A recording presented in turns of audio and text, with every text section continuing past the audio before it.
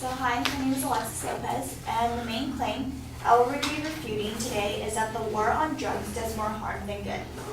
So his secondary claims were that the war on drugs is designed in a way that ironically helps cartels, illegalizing drugs criminalizes otherwise law-abiding citizens, and lastly, making drugs illegal makes them far more unsafe.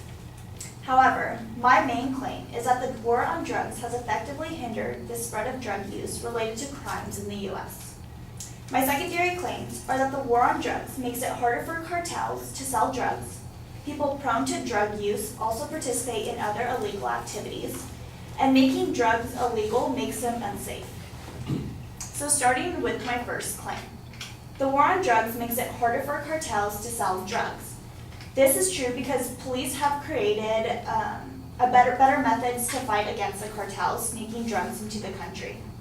But this does not help aid in the cartels like my opponent had said previously in their speech, especially since there has been a lower amount of drug use now than there has ever been in the past. The National Institute on Drug Abuse did a survey in 2014 that stated that 23.5% of seniors in high school do drugs compared to a 43.5% previously in 2009. There are similar decreased percentages in all other grades as well. This shows that there has been a dramatic decrease in the use of drugs, especially in high schoolers. This means two things: that there is a limited access to drugs as well as better education on drugs. So how the police are handling the war on drugs corresponds with the decreasing percentage on drug use. This leads me to my second claim. People prone to drug use also participate in other illegal activities. A higher percentage of individuals that are arrested are tested positive for drugs at the time of the crime. The National Council on Alcoholism and Drugs stated that approximately 60% of individuals for most types of crimes test positive for drugs at the time of their arrest. The statistic displays that the war on drugs is only going to help us with stopping drugs use and lowering the percentages of crime overall. Also, there's a higher percentage of people that commit new crimes after being released from prison.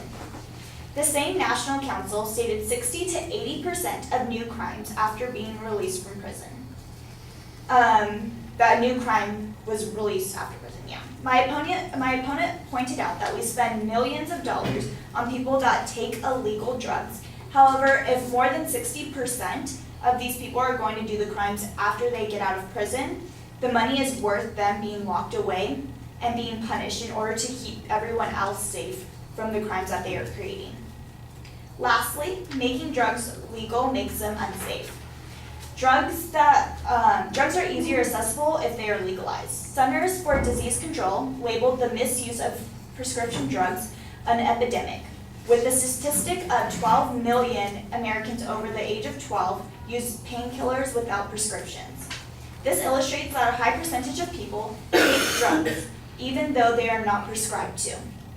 There are more overdose deaths from prescription drugs than street drugs. My opponent had stated that there would be no safety procedures of consumption if the street drugs stayed illegal.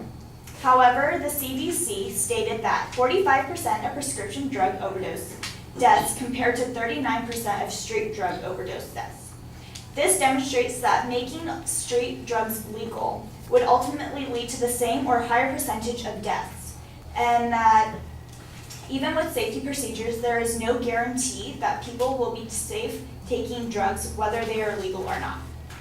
In conclusion, the war on drugs can help lower the risk of drugs spreading, especially since the war on drugs started the amount of drugs used will only decrease, as well as decreasing the amount of drugs that are used to lower crime rates. Thank you.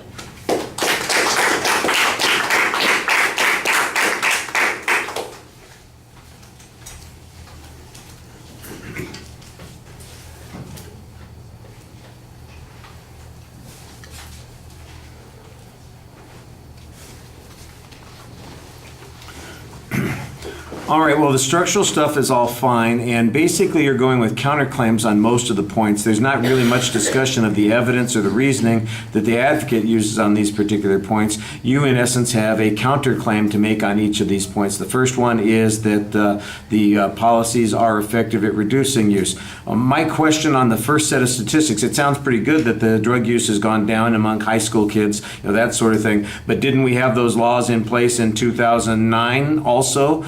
So the decline can't be as a result of increased laws unless there is some additional enforcement that's going on here.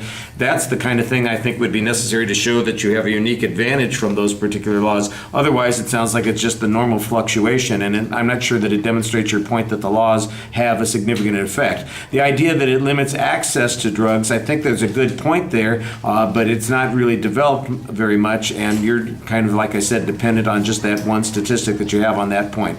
On the second point, I think that you've got an interesting idea here about how, in essence, because they're drug users, there's usually other crimes that are involved. So the notion that somebody has just become a criminal because they're a drug user ignores the fact that it's really criminals who are using these drugs. It's not the average person who's getting arrested and put in jail, but it's somebody who is involved in multiple crimes. And you've got a nice statistic here that says 60% of people arrested for crimes test positive for the drugs. So in essence, it seems to suggest that a lot of people who are going to jail for drug use are probably going to jail for other things as well. I think that's the inference that you want to get from that particular point. And then the other argument that you're making here that is pretty effective is that there's an advantage to doing this because it protects us, and I think that's a reasonable point. I don't know that you ever directly address the advocate's arguments on issues on this point, and I think that's a little problematic because I'm not sure that your point is mutually exclusive from the position that the advocate's taking on that point.